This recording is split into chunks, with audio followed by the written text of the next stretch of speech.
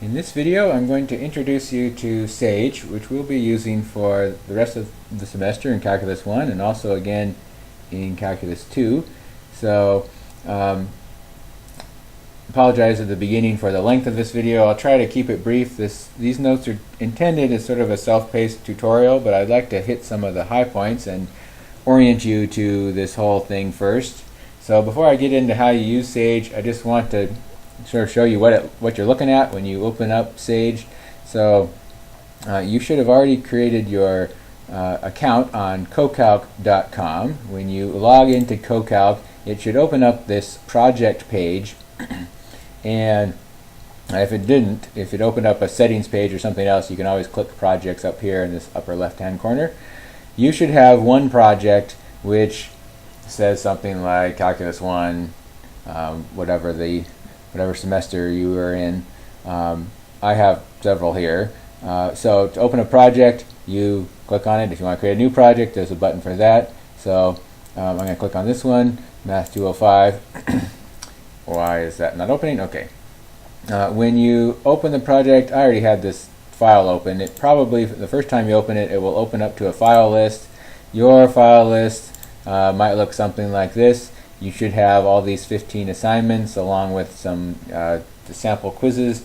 I have some other stuff in here as well. So there's a file list. You can sort it by clicking on these headings here. So I sort it by name. You can sort it by last modified, which I think the default is to sort it by when it was last modified. You might just want to sort it by name. I put all these assignments have been labeled in order, so when you sort it by name, it goes in assignment order, not just in alphabetical order. Okay, so if you have multiple projects open, they'll appear up here along the top. You really just probably will have one project most of the time. If you have multiple files open, they will appear along here in this bar, so you can switch between multiple files. If you want to create a new file, there's this button. You probably don't need to look at the log if you want to search. This is the project settings, which you probably won't really need to do anything with. You might want to use the general settings. I'll come back to this. There's this little gear by your name, and this opens up the general settings. I'll talk about that later. If you want help, there's a button there. If you have some notifications, this little bell will will light up or something. So most of the time you want to just open your project, open whatever file you want, and so anyway, you'll have a list of folders. You'll go into that folder and you'll click on the notes to read the notes. That's what my videos will go through, so if you want to follow along with your own notes open, you have the video open one screen and your notes on another or something. You can follow along. And then of course your assignment is where you're actually going to work and do your assignment. We'll talk about that a little more in class. For now, let's look at the Introduction to Sage notes. So when you open this file, notice we had a couple of bars up here. This thing just allows you to delete the file or move it or copy it or download it, that kind of general stuff.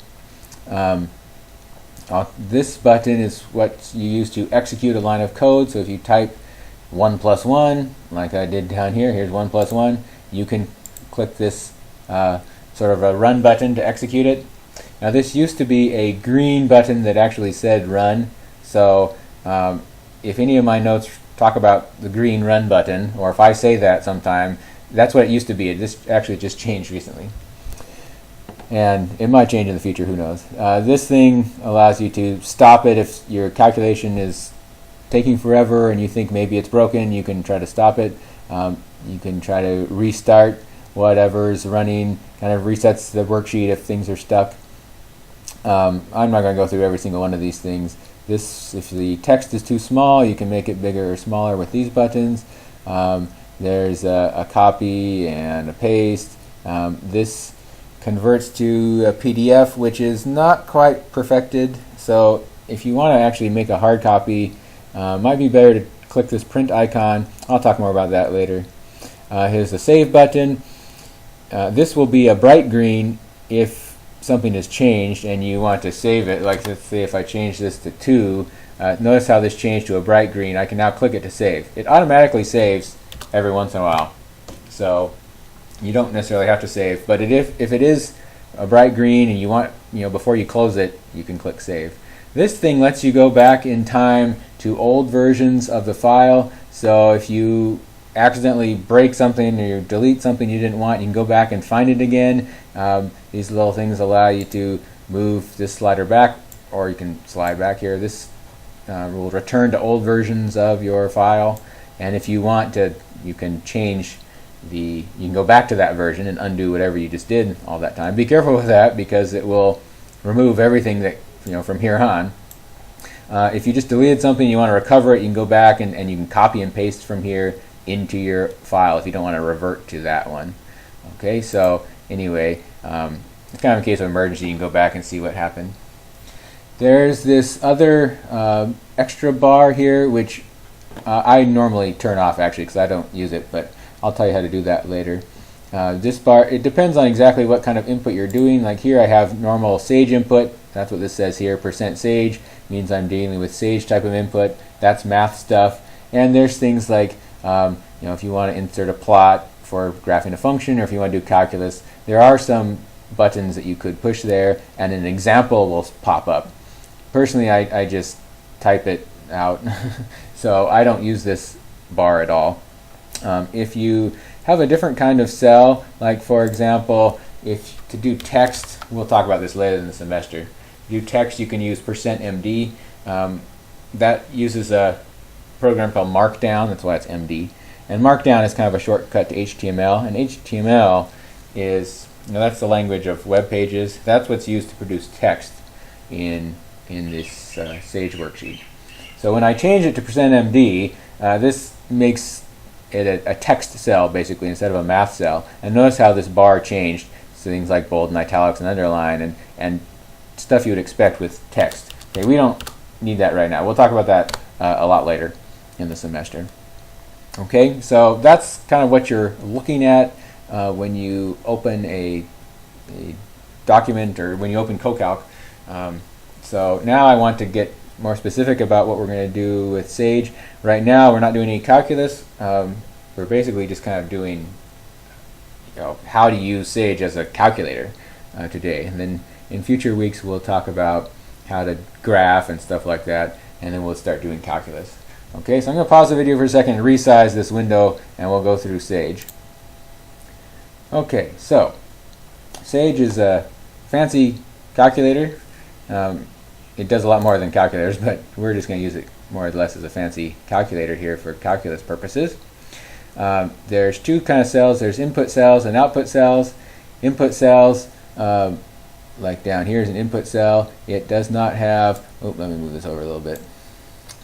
Input cells don't have anything next to them. Output cells have green next to them. So here's the input. You type some sort of input. You hit Shift Enter to run that, or that little sort of the play button with the triangle on it up there, and it will run this. So I'm going to hold down Shift, hit Enter, and it runs it, and the output comes out. The answer is 2. Output always has this that's green next to it. Notice that this line has this sort of little blue segment above it. This one doesn't. That's because I ran this one in this current session and I didn't this one. If I click down here and hit Shift Enter, notice how it flashed green there for a second. When it's flashing green, that means it's currently running. Now that didn't flash green very long because it didn't take very long for that to run. If you have some long chunk of code you're trying to run, it might flash green for several minutes or however long it takes. Once you've executed that input, this little blue thing shows up there so you know that you've executed that segment of code. If you want to execute multiple lines at once, you can. If you click and drag, you can highlight multiple inputs, and if you hit Shift Enter, they'll all run. Notice how it was flashing green on the first one because that was the one that was running, and the rest of them were flashing red. So flashing red means it's waiting to be run. It's waiting for the current line to finish, and then it will run afterwards. So the lines have to be run in order. But you can run multiple things at once if you want to. Okay. If you want to, notice this horizontal gray line kind of separates cells. So this is one cell up here, a text cell, which we'll talk about later in the semester. And here, divided, here's another one. If you want to make a new input cell, you can just put your mouse over this gray line and see how it's highlighted in blue, and you click on it, then it creates a new input cell. So, and you can type whatever you want, 2 minus 3 here, and shift enter, and it will run, and here's the output. Okay, so try it now. Make a new input cell, put something in there. Basic arithmetic is pretty straightforward. So, plus is on the keyboard, minus on the keyboard. Multiplication is the asterisk, so shift 8 to do multiplication. Divide is that / from your keyboard. If you want to do an exponent, it's the caret symbol, so shift 6. Make sure if your exponent is more complicated than just a single number, you might need parentheses around it. If you want a negative, it's the same symbol. It's a dash for subtraction or for a negative. Some calculators like the TI-83, for example, there's actually a different button for subtraction and a negative sign, or the minus sign. That's not the case in Sage. Dash is the same. So this is -9, same symbol. If you want to type multiple inputs in the same cell, you can. So one way to do that is to hit enter. So I type 1 + 8, hit enter, and it makes a new line. Here I'll do another line, 77 divided by 7. So you hit enter and it makes a new line, and you hit shift enter and it runs all of those commands at once. The outputs come out in the same order as the inputs went in. Another way to do that is to separate them with semicolons. So if I put semicolon in my 77 divided by 7, then it will run all of those. And again, the outputs come out in the same order that they went in. Sometimes you want to access the last thing that you did. On your calculator, you probably have a little button that says like ANS or something for answer, and that accesses the last answer that came out. In Sage, you use underscore. So here I do 3 times 4, and that gives me 12.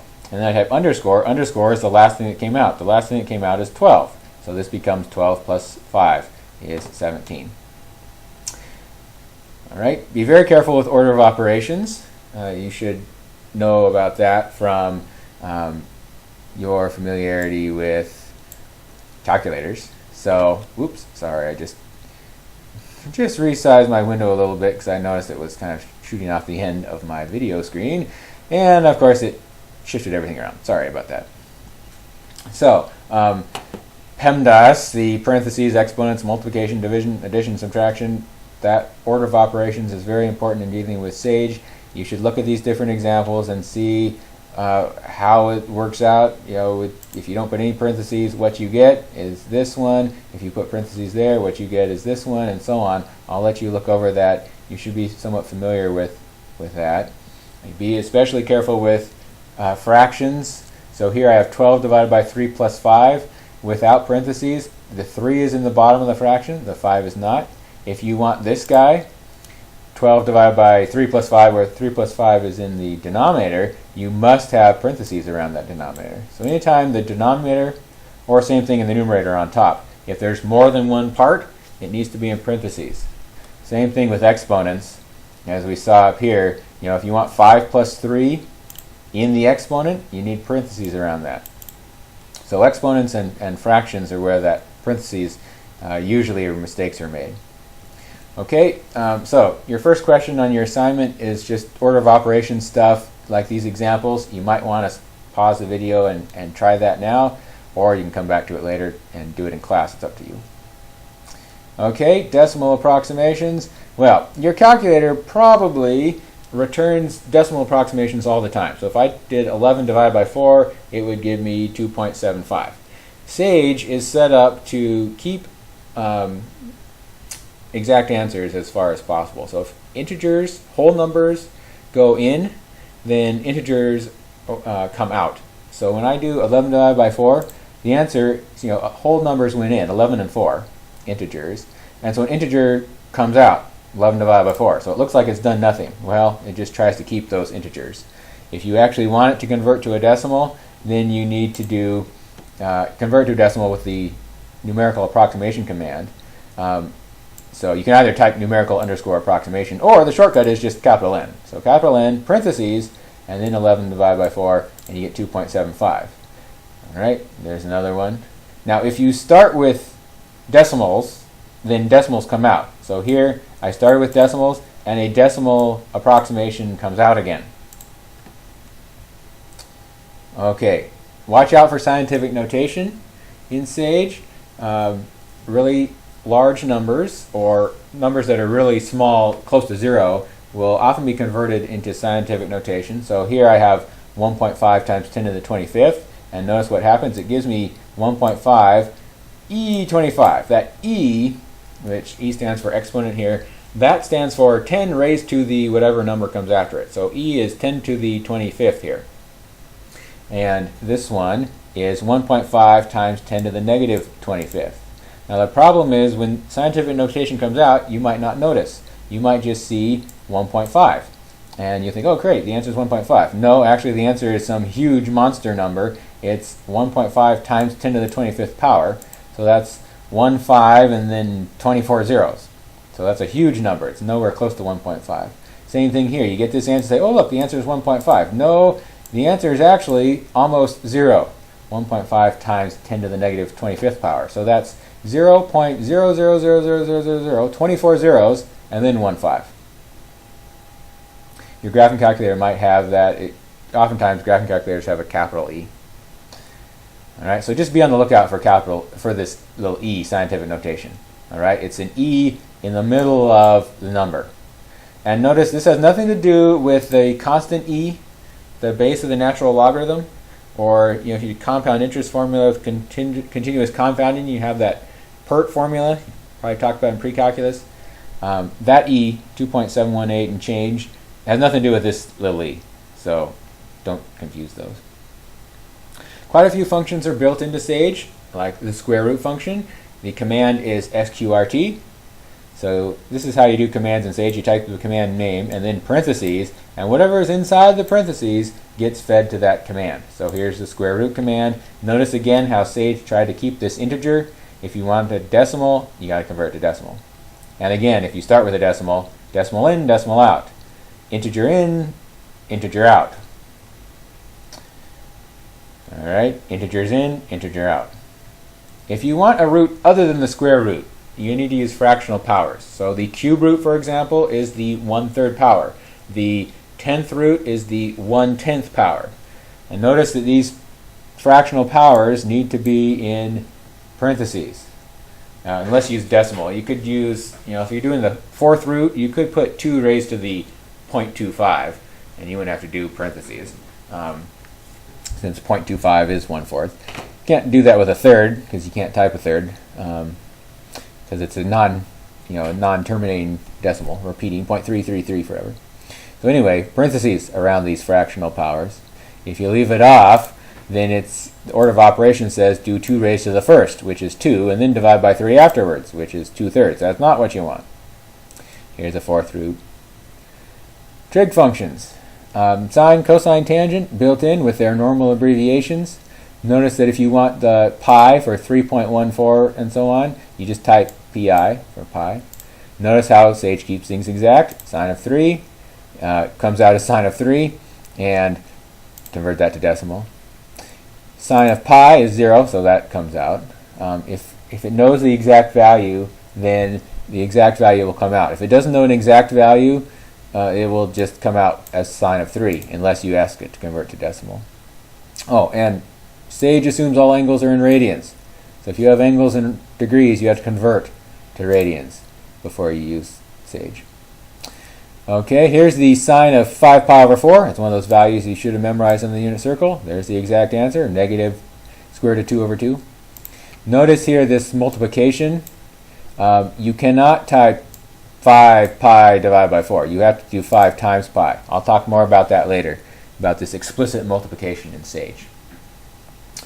Now, these answers are kind of hard to read, so you might want to convert them to a more nice-looking thing, and to do that, there's a show command. So if I show, for example here, show the sine of pi over 12. Sage knows the exact value of the pi over 12. Here it is, the sine of pi over 12. And show converts it to this nice-looking thing instead of this kind of computer-looking thing up here. So you can use show, make things look nicer if you want to. Here's an example with cosine. Here's one with tangent. There's secant, cosecant, cotangent. I'll let you look through those examples. Inverse trig functions are also built in, though you need to use arcsine, arccosine, arctangent, not this sine to the -1. You know, this -1 inverse notation. Sometimes you use that in pre-calculus, but in Sage it needs to be arcsine, arccosine, arctangent. This one happens to be an exact value here because I typed in, you know, these pi over 2 went in, and so this exact value came out. Here I convert to decimal. Remember, underscore is the last thing that came out. Exponential functions, you just use the caret, just like with powers. So there's some examples of exponents. Log, pay attention to the logarithm because in Sage, log is not log base 10 that you're used to. So in pre-calculus, you put log, you go in your calculator and do log, that's log base 10, the common logarithm. In Sage, that's not the case. In Sage, it's log base e. So that's because Sage was written by mathematicians for mathematicians, and to a mathematician, the only log that really matters is base e. But anyway, so ln, you can use ln too, but ln and log in Sage mean the same thing. That's natural logarithm. Okay? If you want a logarithm to another base, including base 10, then you have to explicitly specify the base. It's the same command, log, and then the thing you're taking the log of, and then comma, and the base afterwards. So this is log 10 to the third. This comma 10 means base 10. So log base 10 of 10 to the third is 3. Here's a log base 2 of 1800.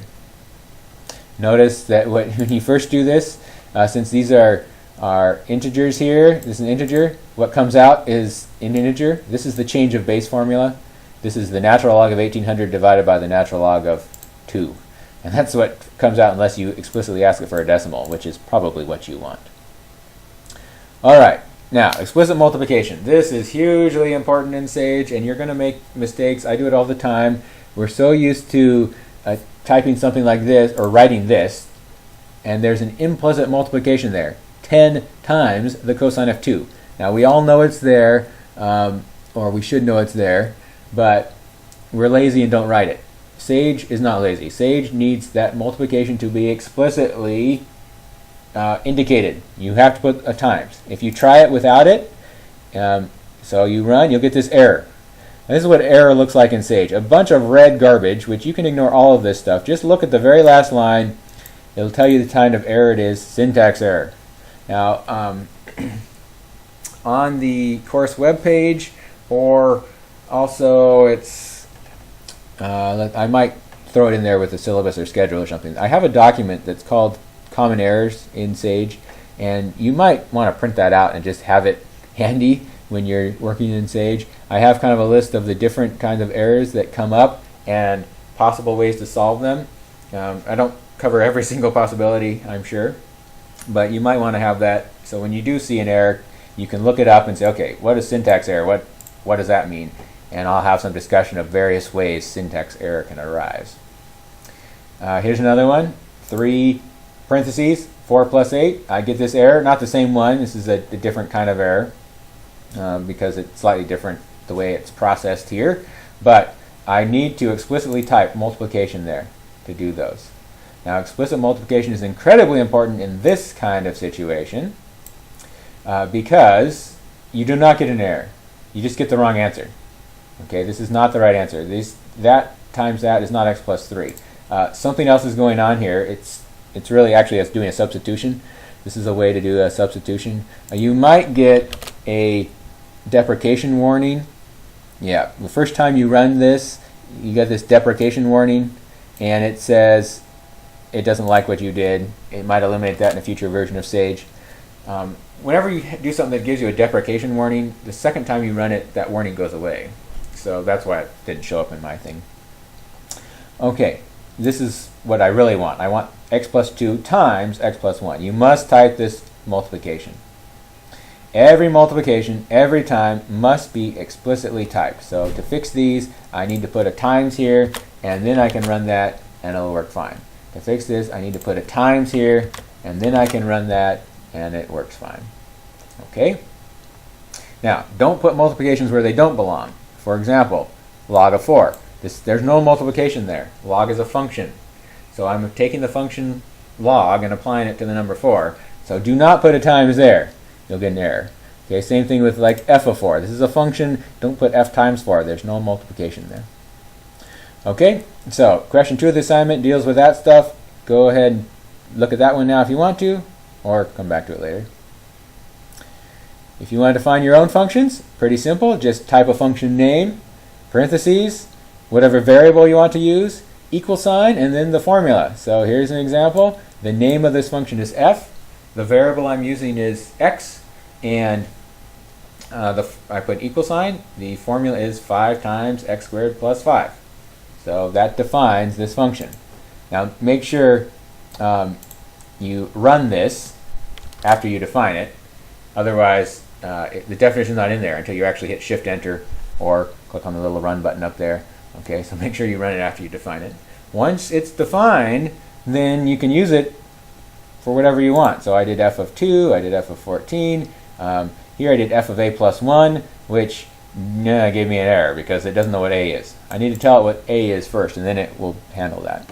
Okay, so once this thing has defined, then use it wherever you want. And it doesn't have to be in order on this worksheet. Okay, I can go up here and put f of minus 3. And, okay, there it is. So it doesn't have to be below this thing. Now, the other issue, though, is if I do f again somewhere else, maybe I come up here and I say, okay, I want a new function f, and this is going to be 5 plus x. That's all. If I run that, the function f is now this function. So if I run this one, this will change. If I run these will change. And it's a common mistake. You look at your worksheet and say, oh, here's the definition of f. So that's the function being used here. No, it's not. The function being used here is not the last one that shows up on the page. It's the last one that I ran. So that's a good reason to give your functions different names. If you call everything f and you go back and forth between them, it can get kind of dangerous. Okay, so give them different names. You can name them most anything you want. I can name this function after myself. I can, I don't know, I'm going to use a variable student, and this will be student squared minus 6. Okay, so there is my function. It's defined, and now I can use this Aaron function. I'll put it here. Aaron of 10, and run that, and the answer is 94. Okay, so it doesn't really matter what the function name is or what the variable name is. It doesn't have to be x all the time. Just make sure this variable name matches the variable you use in the formula. I've had students who said, okay, I want a function f of t, and then they'll say this equals x squared. And they got to match. Otherwise, it's not going to do what you want it to do. All right. So back to this whole name error. In order to use variables other than x, you have to declare them. Okay, Sage automatically gives you a variable x you can use for whatever you want. Any other variables, you need to declare that they are variables. To do that, you type %var space and then whatever variable name you want. And these variable names could be, really long sentences, kind of spaces in them, but whatever letters you want. So once I've declared that variable, will that change? See, I changed the definition of f. So let's go back and run this definition of f again. So now my f is back to that, and now this will give me what it was there before. Okay, here's a variable b, and now I can do f of b or whatever I want to do with that. Okay, now notice that when you use a variable in a function definition, that doesn't have to be declared. We saw that already when I used the variable student. That's because this is not really a variable, it's just a placeholder in this function definition.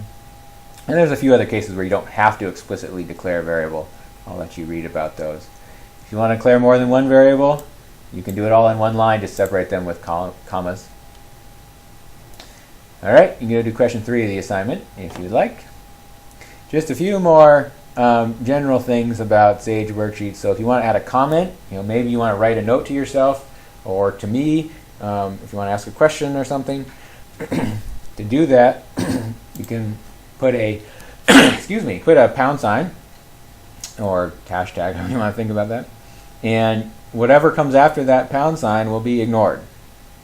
If you leave off the pound sign, if you just type a sentence, you want to write a note to yourself, and you just type a sentence and you try to run it, it's going to say, hey, I don't understand this, syntax error, because it's trying to interpret this line as a Sage command. So pound signs make little comments. Now notice that's not the same as having a text cell like this. This is actually a cell of text. We'll talk about that later in the semester. If you have input cells, you want to divide them. So like here I have 2 inputs, and let's say I want to divide those into 2 separate cells. You just put your cursor wherever you want to divide it, hold down Control, and hit the semicolon button, and it will divide those 2 cells. Now they're separate. Notice the output hasn't changed yet. You need to rerun these if you want your output to adjust. You actually have to run them. Okay, so try it yourself. Control, semicolon to divide cells. Some general things about Sage Worksheet. If you want to download or delete or rename, I mentioned the little blue box with the I in it that has that when it's open, or you can do that from the files list. If you have in the files list, it's off the edge of my screen now. There's this little button. If you click this button, then download, delete, rename, duplicate, move, copy, share publicly if you want to make it available on the web. Okay, so those things are there. There's the new button up there at the top. You want to create a new Sage worksheet. Click new, give it a name, whatever, and click Sage Worksheet. Okay, if you want to do a new folder, you can, but you don't need to manage a course or a chat room unless you want to create a chat room. Sage Worksheet is normally what you want to create.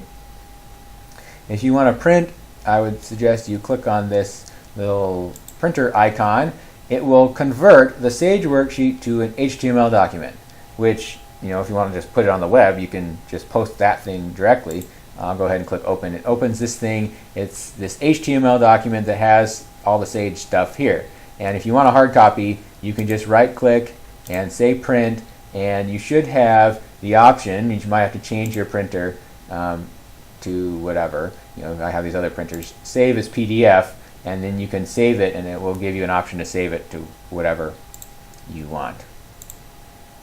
All right. This button right here splits the screen. So when I do that, see how I have now 2 screens. They're both in the same worksheet, but they move independently. So I might be, you might want to read the instructions here while you manipulate something else down here, and you can do that. And you can work down here while still reading it there. If you click it again, it will split left and right. If you click it again, it will go back to unsplit. Now that splitting happens within a single worksheet. If you want to split 2 different worksheets side by side, you just have to open up the 2 different browser windows and resize them kind of manually to it. When you're done with Sage, it would be polite if you would click on this little, let me move it down, this little icon here with a gear and your name. This opens up the general settings, and you can sign out either from this browser or from every browser. I actually want to talk about a couple other things up here in the settings. One is this extra button bar. I always disable that myself. That refers to this guy right here, because it just gets in my way and I never use it, but it's up to you. You can leave it there if you want, but if you don't want it, you can. I also want to talk about this auto close brackets right here. By default, that's probably checked. Personally, I don't like it, so I leave it unchecked. I'll show you what it does. When you type a open parenthesis or any other kind of open bracket in Sage, by default, it automatically puts the closed one. See how it did that? And I'll do cosine. I typed open one, and the closed one automatically appears. Now that seems like a great time-saving device. The only problem with that is, let's say I wanted to, instead of having y plus 1 in here, I want to multiply x times y plus 1. And I can't just do x times y. That does x times y, and then 1 gets added later. If I want to multiply x times the whole thing y plus 1, I need parentheses around that. Okay, so I put parenthesis there. Now notice that when I put that parenthesis there, kind of inside other ones, it didn't automatically put a close because there was already a closed one here. It didn't recognize that I needed a second closed one. And really, it doesn't know where you want the second closed one to go. So it doesn't know where to put it. I want the second closed one to go here. So I type a parenthesis, and what happened? I just typed parenthesis and nothing happened. The reason is when auto brackets is on, auto close brackets is on, and you have your cursor right in front of a bracket, if you then type that same bracket, it's assuming you're trying to type what's already there, and it will do nothing.